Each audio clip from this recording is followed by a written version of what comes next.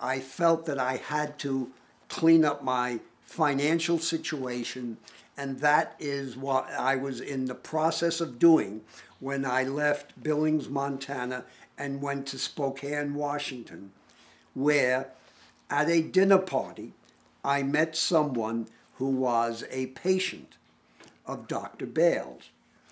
And this person at the dinner party told me that he would get me an appointment with his doctor after he had heard my story and my assumption that I was facing imminent death.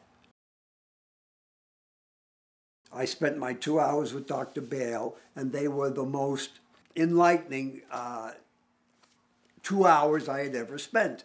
After being assured by the, quote, experts that there was nothing could be done, to find out that something could be done was remarkable. I had always considered myself to be in good shape. I started running competitively when I was 10 years old.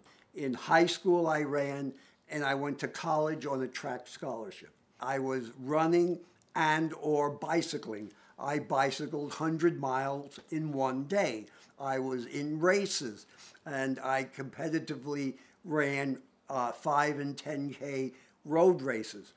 So I considered myself, up until my open heart surgery, to have been in good shape.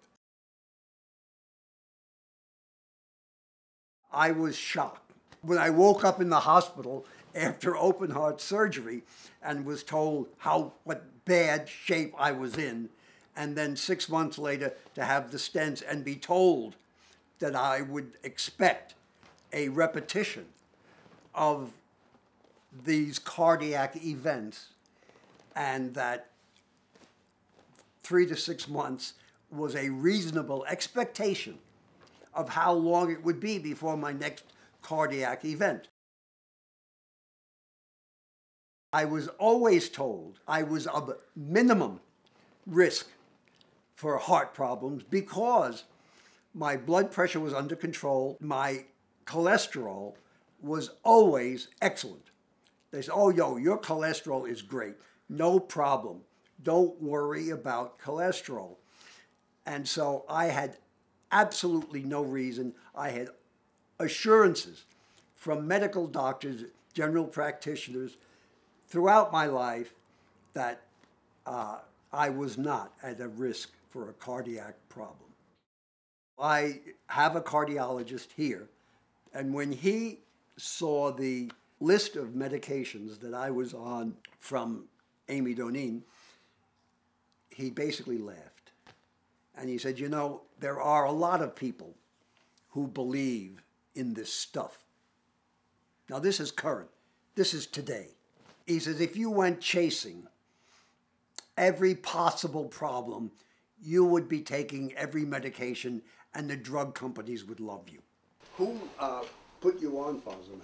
I like this cardiologist. He's a nice guy, but he certainly has not gotten the message.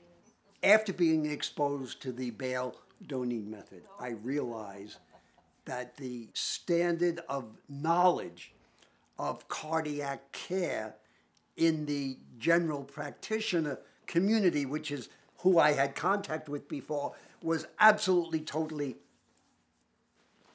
it didn't exist. It's a little chilly out there.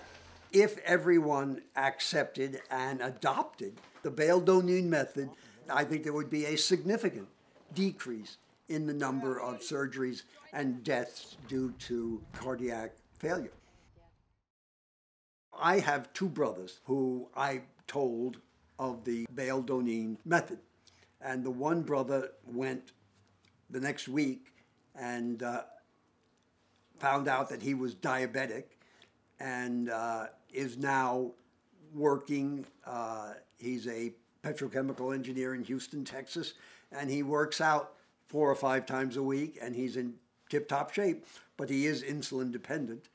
But my other brother, who told me that he was quite proud of the fact that all he ever took for any medication was one aspirin every day, and he never bothered to go see doctors, period.